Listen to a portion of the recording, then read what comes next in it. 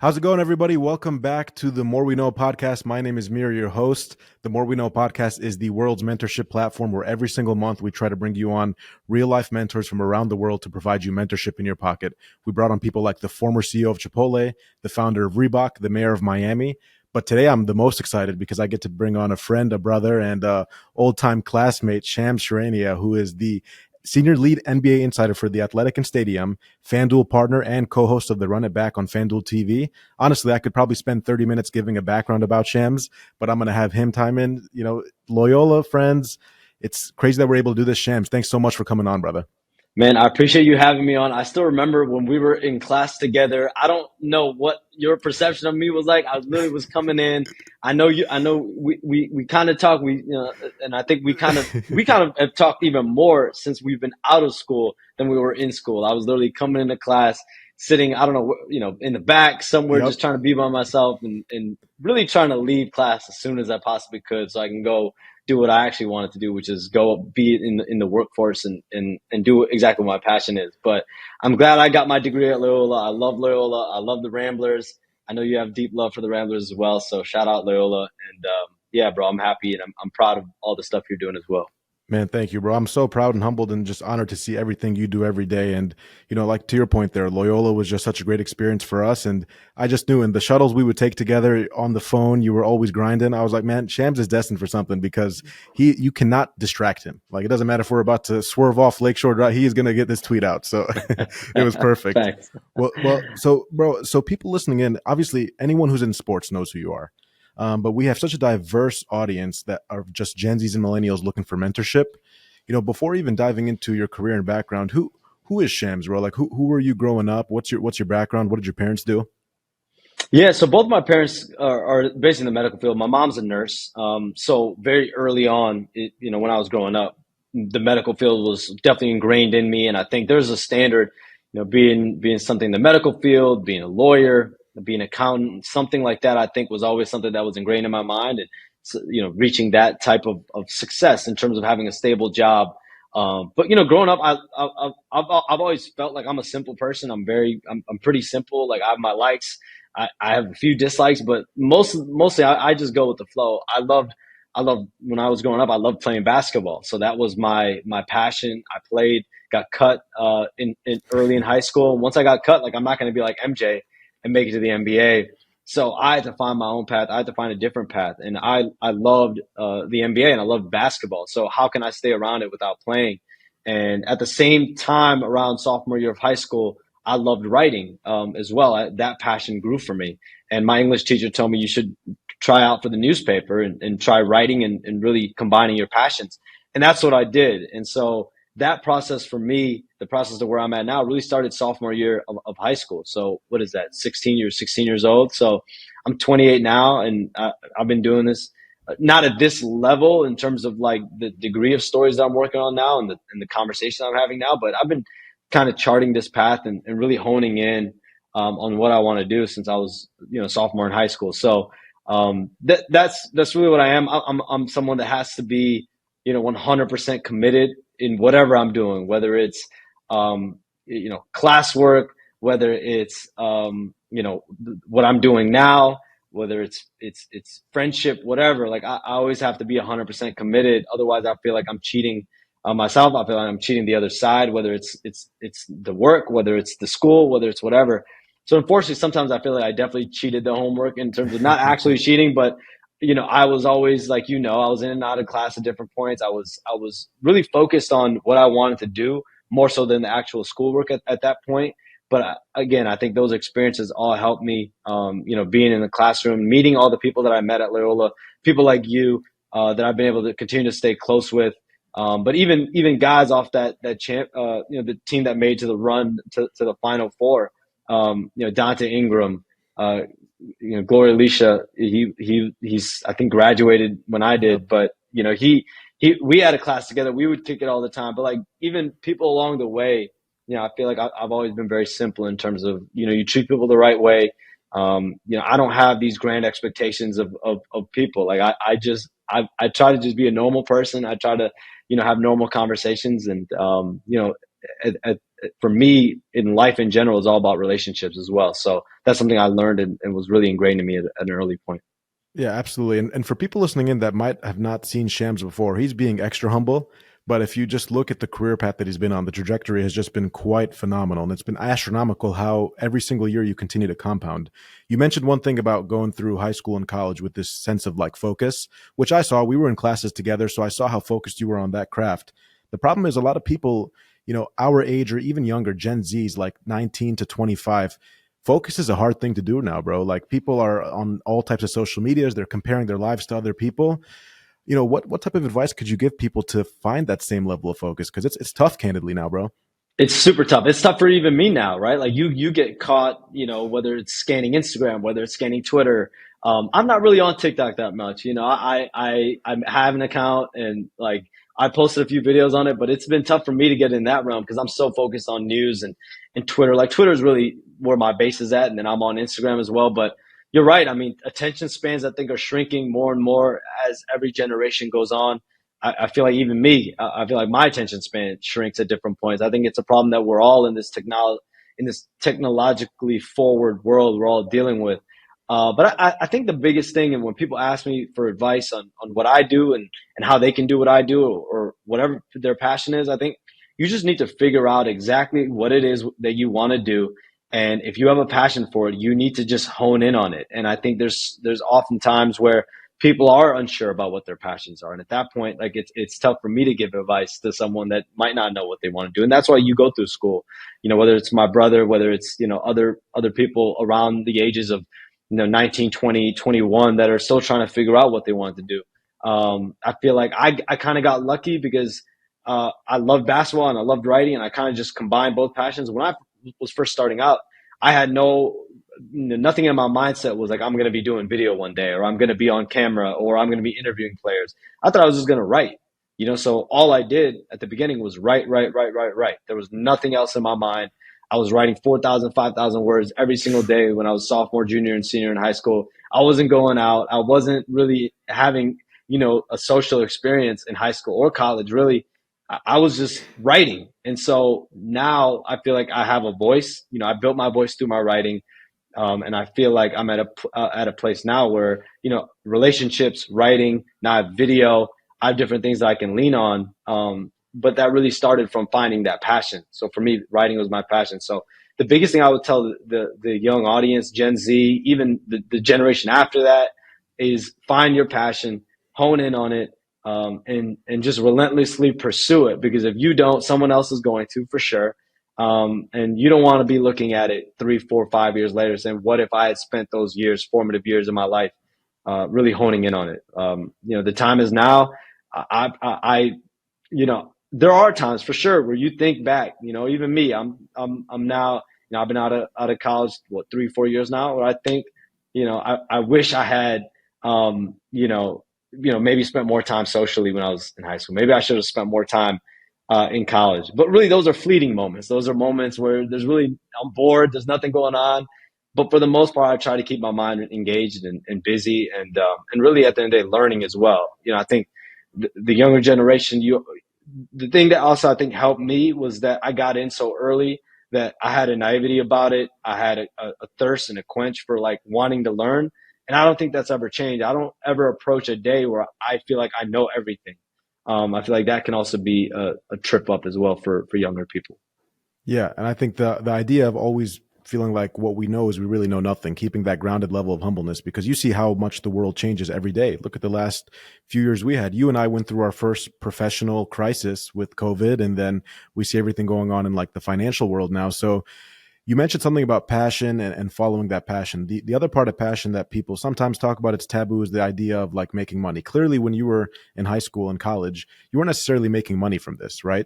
So, how do you find a degree of flexibility to, merge your passion, but also you do want to make money? Yeah, it's interesting. When I first started out, and credit to my mom, she supported me in terms of like if I needed if I needed, the car, or if I needed gas money to go drive to Milwaukee, if I need to go drive to Indianapolis when I was covering games. Because at the time when I was in high school and early in college, I wasn't getting credentialed to Bulls games because I was in high school or college. So I went to Milwaukee. I went to Indiana. Milwaukee about an hour, 30-minute drive. Indiana about 3.5 hours. So yeah, I mean, if I didn't have the support from my mom to have a car, to have gas money, to have the emotional support of like go chase your dream, like even though I want you to be probably doing something in the medical field, and like it's not too late to change majors now, like I'm still going to support you, like have that unconditional support. I think for me, I was lucky I did have that. But yeah, there's no doubt. Like when I was in high school and college, I wasn't making anything. I think my first thing, I did a Bulls blog for Chicago Now. I wrote for RealGM.com. I think at one point at RealGM.com, late in high school, early in college, I was making like $50 a month. Like, but for me, I never was approaching this in a financial way. It was just, how can I do what I love to do? If I say this all the time now. Like, if I wasn't doing what I'm doing now, if I wasn't writing for The Athletic, doing video for Stadium, doing video for FanDuel, if I wasn't, let's say I was I followed the path to be a physician or a doctor or a nurse or whatever in the medical field, or I was an accountant, I would still be obsessing every single day, every breathing moment, every second of my life about the NBA, about what's going on with this player, what's going on behind the scenes here, like I had this, and I still have this, this thirst for information. I think now that's why my fans or the audience or whoever is who I'm catering to, I feel like I understand them better than anyone because I was that person, 10 years ago, 12 years ago. Like I was obsessively living and breathing over information, over details of why things are happening the way they are. And I think being in a position now where I'm able to give those stories, it's priceless to me. I could be getting nothing and I would still love what I'm doing. I would still be obsessing over what I'm doing. So that has never driven me. Any level of people saying you're successful, any level of monetary gain, I think that all comes from hard work. I think that all comes from really following your passion at the end of the day. Because everyone works hard. You work hard. I feel like I work hard. Yeah. We all work hard. But how much are you willing to sacrifice at different points? Discipline, structure. Like I live a very structured, disciplined life. I don't usually go, and sometimes it's a fault, right? Like I have family members, whoever, saying, live a more balanced life. Do more of this, do more of that. But I really like living in my dungeon and really locking on what I love to do and what I do. Yeah, absolutely. That's just great advice. And to your point there, we all work hard, and you've always approached this from like the world doesn't owe you something mentality. And I just see it in how structured you are, because I'm sure there's been times where you can just say I can maybe like just relax now, but you continue to just have this structure and discipline to you, which is key. Now I speak to a lot of people, right? So I spoke to like the former CEO of Chipotle, and I speak to these different people, and even sharks from Shark Tank. One thing a lot of them struggle with sometimes is this idea of like imposter syndrome. Like, why am I here? What's going on here? It's easy to glamorize it from the outside, but talk about the flip side. Like, what's the struggles that you face kind of being in the position you're at now, if there are any? Yeah, that's a great question. I think the biggest struggle now is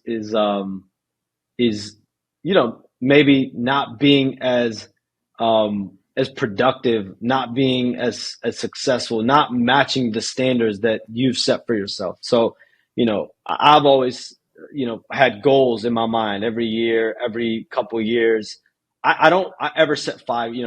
People want to say, what's your 5-year plan? What's your 10-year plan? Where do you want to be in? I don't even know where I'm going to be next week. I will know where I'm going to geographically be next week, but I don't know what's going to be going on next week. I don't know what's going to be going on in 3 weeks, 4 weeks, a month, 2 months, 3 months. I live so day to day.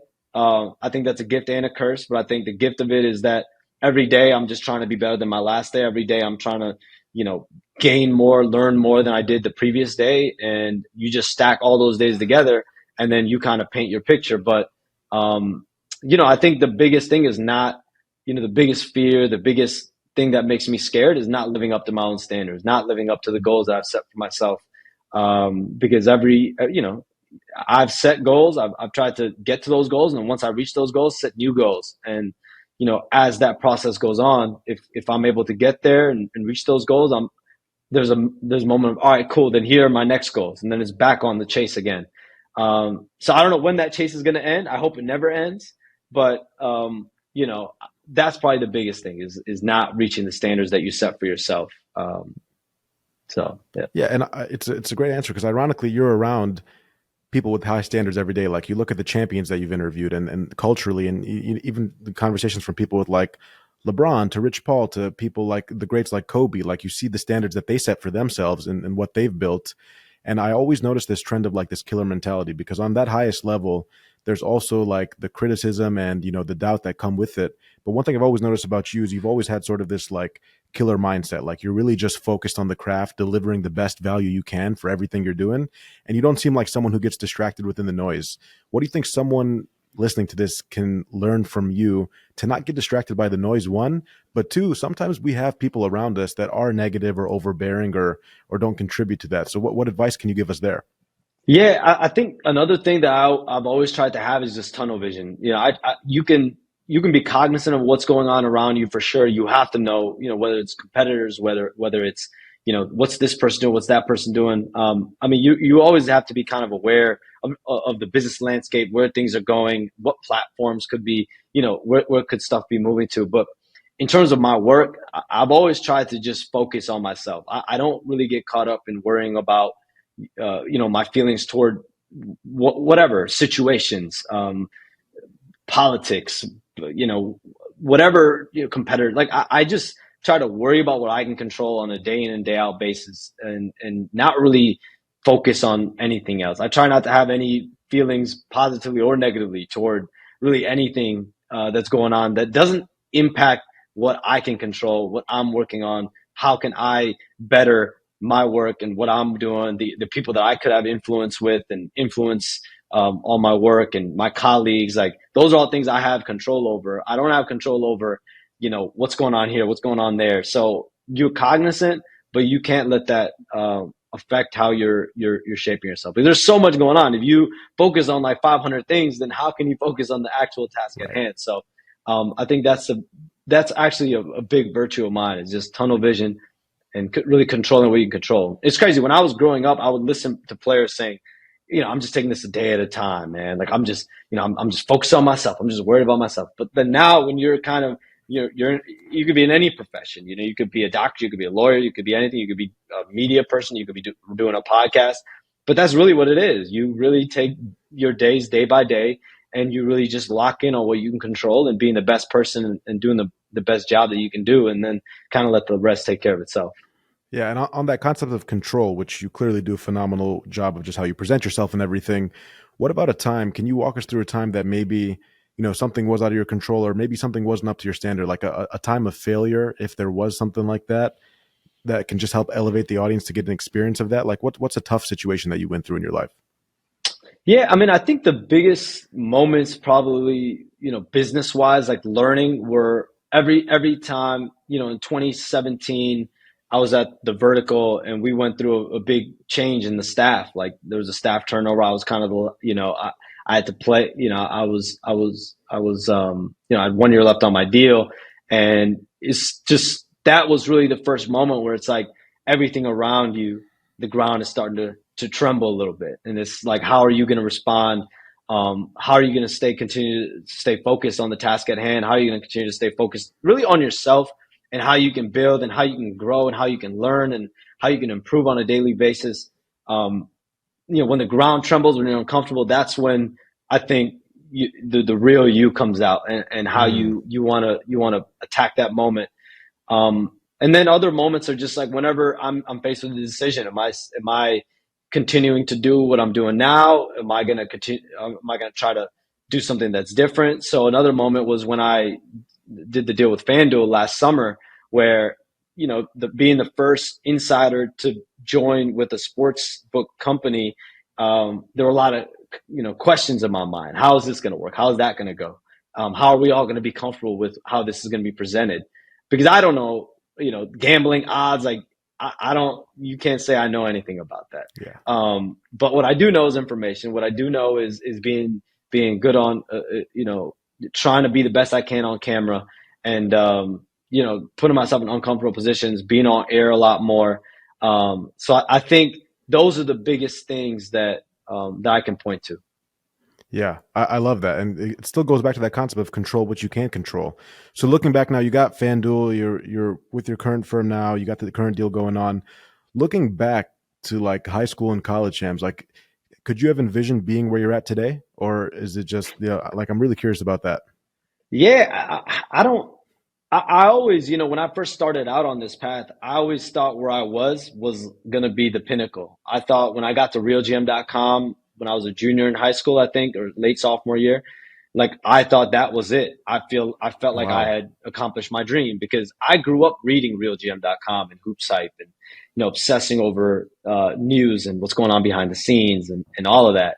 I never thought I was going to be for sure. Never thought I'd be in this position, especially because I'm on air so much. I never thought Yeah. I'd be in a position where I'd be on air as much as Yeah. I am now. But being on air as much and getting the reps in, I feel like has made me better. Has made me better speaking wise, and also, I feel like I grew up an introvert Mm. that has had to learn how to talk, has had to learn how to engage and be an extrovert in different settings. And I think that's why life, man, life is crazy. You never know what paths you might go down that actually impact your personal life and might impact your ability to comprehend, um, even just having conversations with people. And I definitely feel like if it wasn't for what I'm doing now, I wouldn't be the person I am now. And if I'm not the person I am now, I wouldn't be able to do the job I'm doing at the level I'm trying to do it at. So I think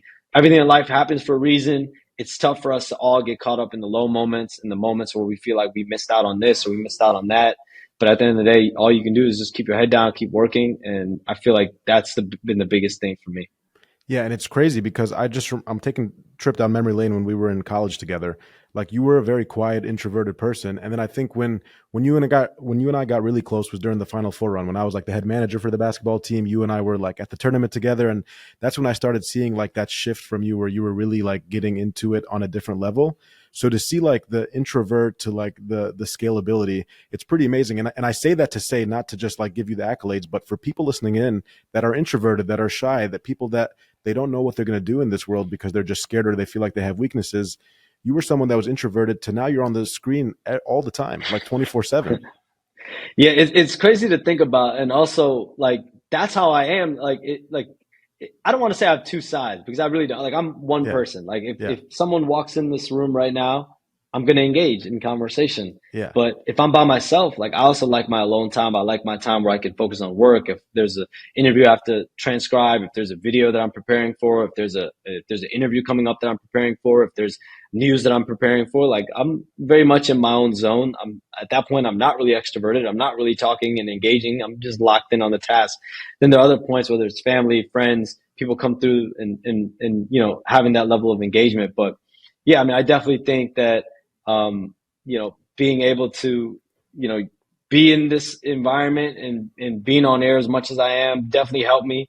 I think talk more and um, yeah, I think the biggest thing also is putting yourself in uncomfortable positions because Hmm. even when I was, when my first major interview, my first real in-person interview was when I interviewed Dwayne Wade, August Hmm. 2012.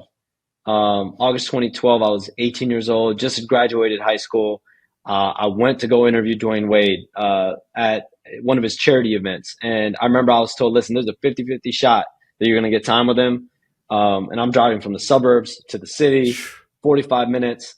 I'm like, same 50-50. Do I really want to go? It's like Saturday.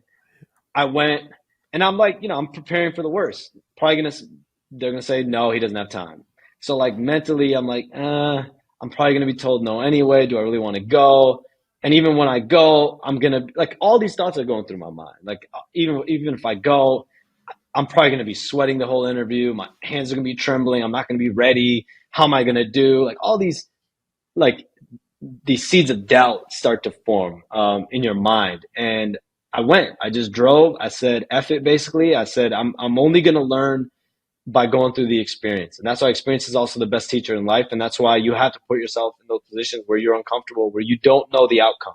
Sometimes you don't know the outcome. You just have to make sure you put yourself in the position. And being present is 90% of the battle. So I went. I got the interview. Uh, there's the picture is somewhere. I'll send it to you. Yeah. The picture is definitely somewhere that I'll send to you. And yeah, I mean that definitely kicked off kind of the confidence and gave me the belief that yeah, I can do this. And putting yourself in uncomfortable, unpredictable situations can also lead to, your best outcomes. Yeah, and we'll put the picture in the podcast. And because if you think about it, if you look at you and I grew up in very similar traditions and family cultures, and so like when you look at our moms, for example, our moms were always like our rocks, our supports, and sometimes for your own Big mama's career, boy. I know you are yes, too. So oh yeah. man, big time mama's boy. So shout out to our moms. But like they give us sort of this like validation and like security, like you're doing great, you're doing amazing, and sometimes you need those little pinnacles in your career to be like, I'm going down the right path. Now, having said that, you had that validation there. You did the Dwayne Wade interview. It's crazy. I'm aging us now, and we're in our 20s. But like over 15 years ago, are like looking back, are there any things you would have done differently in your career to get to where you're today? Or I have a feeling you don't really like look at things like that. Yeah, I don't think so because I feel like every step, every opportunity has been a stepping stone. I think every failure, every moment of learning has been a stepping stone for me. Even in your failures, in your moments of doubt, in your moments of feeling like you could have done this better or that better. Everything happens for a reason. Everything is meant for you to learn a lesson, and it's how do you apply that lesson and just be the better version of yourself in the moments to come afterward. And so, no, I don't think I would ever take anything away. Um, I think everything's happened for a reason. Even though in those times where I'm like, man, like I wish I had gone to this party or hung out with these friends when I was a junior in high school or freshman year of college. Like those are fleeting moments. What I really want to do is what I'm doing now. And so everything else is just when I step away from the tunnel vision and when I get diverted. But then I quickly come back to that approach of just control what I control and go about every day and be better every day. And overall, when you look at your life now, just like minus the work life and everything that we're talking about, do you feel like happy in life? Like, are you happy every day? Yeah, I mean, I'm happy because I feel like you know I'm doing what I love to do, and so if I'm not the type of person that can ever do something and not enjoy it because if I'm whatever it is, if I'm in a class, but you know what, I actually did it in class, so I never I don't want to say enjoy, but you know what? I had something I needed to obtain, which is getting my Yeah, degree. I got my degree. I went to a beautiful school in Loyola, so I ended up getting that done. yeah, But when it comes to work or so-called work, like I always feel like I have to be 100% invested and committed.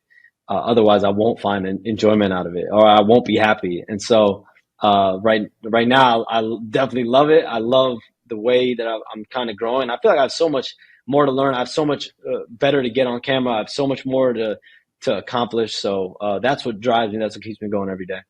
yeah. And I know we only have you for a couple minutes left here. And ironically, my next question has to do with time. You're in a career now. It's interesting. You're working 24/7. Actually, it was hilarious. I saw you on one podcast where you had to like jump off the podcast, right? You had to go break a report or something. And so like you're in a world where it's like 24/7. How does Shams actually like manage his time? Yeah, I mean, I think for sure I live around the clock. I sleep late, get up early, but it's because I want to be up late and I want to be up early to start my Mm, days. I think also, but I do also spend a lot of time with my family. Like if I'm not working, if I'm not watching a game, if I'm not traveling for work, I'm usually with my family. So that's usually my day. I try to start a foundation early in the day. I try to get a workout in once a day, and the rest is just family and work and watching TV, watching games, and whether it's news, whether it's a video, whether it's content, whatever. I'm planning and preparing. That's usually what centers my day. yeah. Are you still playing ball? Man, I shoot around a little bit here and there. I don't. I think the last time I played 5-on-5 was weeks ago. So Okay. I need to get back on it.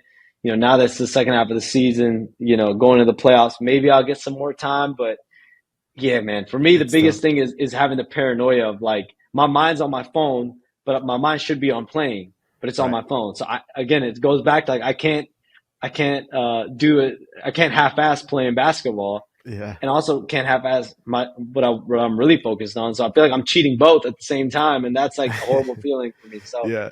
but I got to get back on the court Yeah. eventually No, you'll be soon. on there, man. Well, we got to see you on the court. And for like the last 30 seconds here, because again, you do have to get back to your work life too. It's, imagine you're going back to, let's say, Loyola. I usually ask the guests like commencement speeches for colleges, but let's just make it Loyola. Shout out Loyola, our school.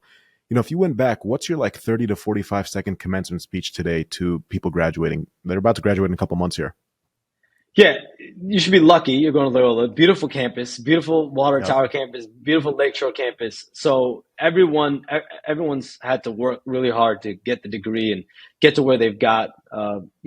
Everyone's been through internships. Everyone's been or tried to be through internships. Everyone's been through the grueling school days. Everyone's been through the process of it, the expectations from the parents and all that. But they made it. You made it to your graduation day.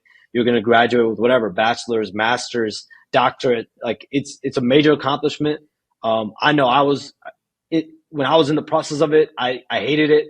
But I got my degree. I felt accomplished. My parents loved it, and I did it for my parents. I mean, at the end of the day, and so everyone should be doing it for their parents, and then at the end of the day, doing it for themselves, and hopefully finding their passion and just killing it once they're out of school, and figure out exactly what you want to do. And I think Loyola is definitely equip me for sure. And I think it's going to equip everyone else here in the weeks and months to come for those that are graduating.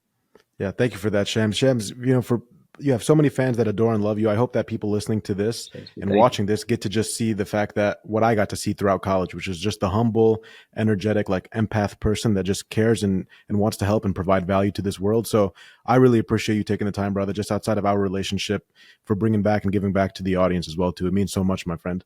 No, I had to. I appreciate you. I love what you're doing as well, bro. Like the path that you're sort of charting, and also giving the next generation these tidbits and ways to improve their life and be better.